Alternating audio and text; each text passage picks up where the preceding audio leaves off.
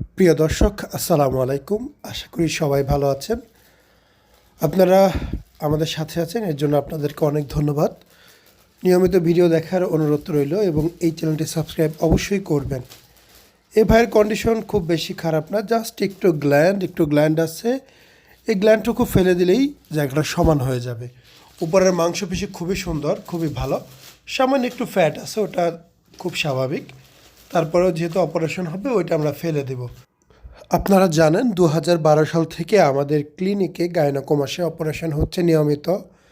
আমার নিজের অপারেশনটি হয় 2016 সাল থেকে। এরপরেই ওনাদের সাথে যুক্ত আছি। 2012 থেকে আমরা ফেসবুকে এটা নিয়ে কাজ শুরু করি। আমাদের এইখানে নিয়মিতই অপারেশন হয়। অনেকেই আছে এই বিষয়গুলো নিয়ে ভয় পান। অবশ্যই আপনারা ক্লিনিকে আসবেন, সরাসরি অপারেশন দেখবেন। অপারেশন দেখে সিদ্ধান্ত নেবেন অপারেশন করবেন কিনা বা কিভাবে করবেন।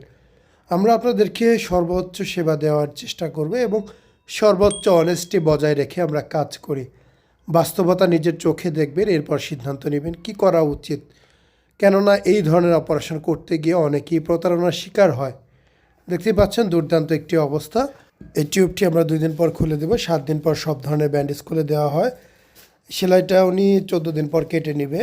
এটা যে অবস্থায় আছে খুব ভালো। সময় যাবে, ভালো লাগবে।